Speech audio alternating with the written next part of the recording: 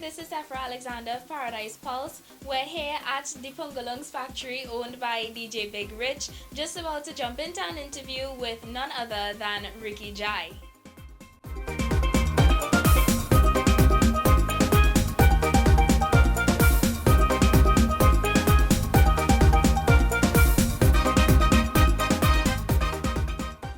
What do you think about the so-called rum songs? What's your view?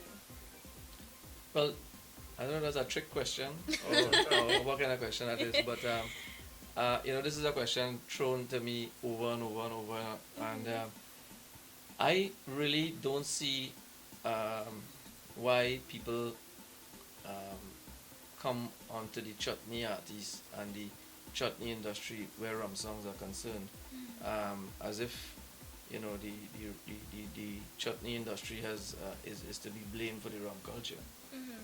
If we look at the history in music carefully, we could go as far back as rum and Coca-Cola, which was a mega hit worldwide. So we have people in the pop industry telling the whole world to drink rum and Coca-Cola.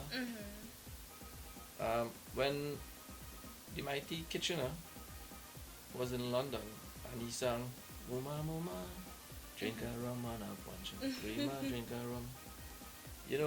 The we culturally we are a people that drink alcohol. Carnival, on the road, people are consuming alcohol. We in our fetes, people are consuming alcohol. But it goes beyond that. When a baby is born, most dads will share a drink with their comrades. It doesn't make a difference whether you're Indian, African, Chinese, or otherwise. There's a joy that I'm not saying all people, but most people. If we look at all over the world, rum and alcohol drinking is a part of life. I dare say that if anybody has a problem with rum and rum songs, then let us tackle the problem from the ground up. Let's start with the people who manufacture the rum, who place the billboards all over the country, who sell it in the supermarkets, who do all the promoting, all the branding for it. Let's talk to the government and tell the government, do not collect any excise on rum that is manufactured in the country, that is exported out of the country. Do not collect any import duties on any scotch, beer, wine, or anything.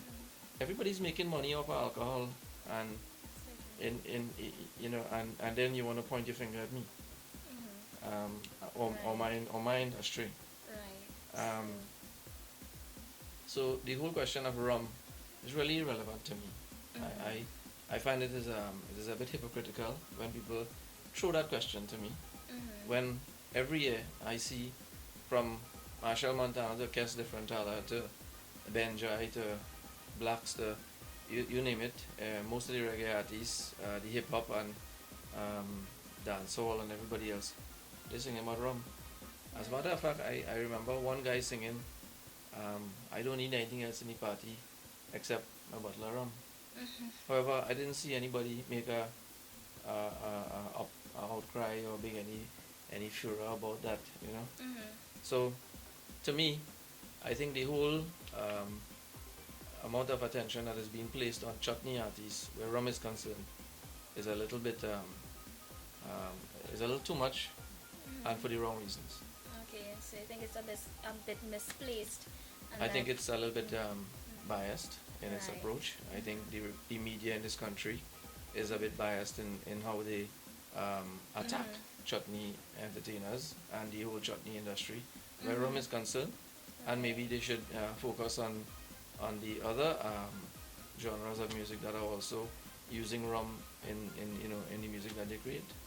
Okay, that's a really valid view, and I do agree that we need to take responsibility as a society for things that happen and not just cast blame and cast aspersions in all different directions or in one particular direction. Definitely so. Definitely so. And I want to share an observation of from my many travels all over the world. In this country, Trinidad and Tobago, there's a misconception that that Indian people drink a lot of rum. Mm. I want to correct that. Okay. In this country, a lot of people drink rum. A lot of people drink alcohol, whether it's East Indian, African, Syrian, or otherwise. Take a careful look. This is not an Indian thing.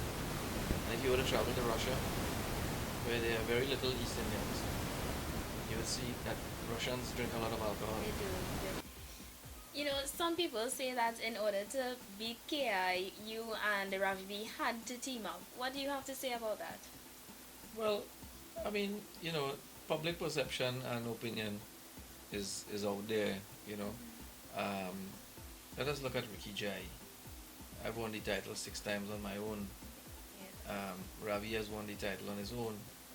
In 2015, we decided to enter as a team based on different factors which had nothing to do with any competitor per se. In 2014, the judges saw it fit to tie Rikki Jai and Ravi B, which brought Rikki Jai to a point where, he was feeling that he didn't want to enter Chutney Soca Monarch anymore, and also brought Ravi to a point where, after coming back in, he felt as if, he didn't want to be in the competitive arena anymore. So we were both sitting right here in the Pungalong's factory discussing, how we would go forward in our careers and everything.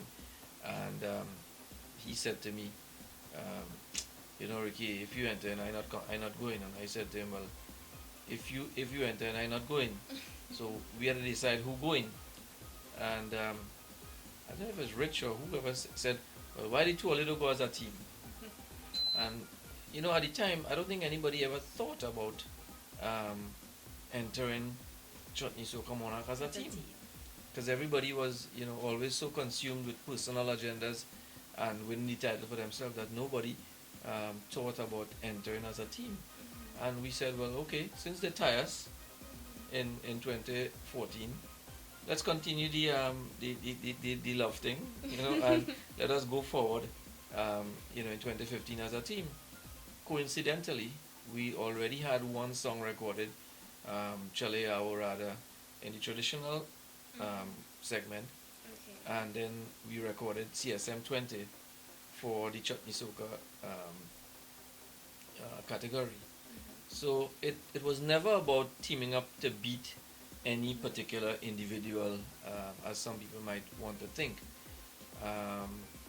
However, we knew that when we joined forces, all man Jack frightened like that, because you're now talking about Rikki Jai fans, you're now talking about Ravi B fans coming together for one single purpose, and that is to crown, the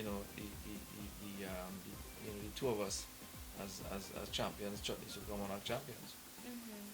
So it was never about teaming up to beat anybody.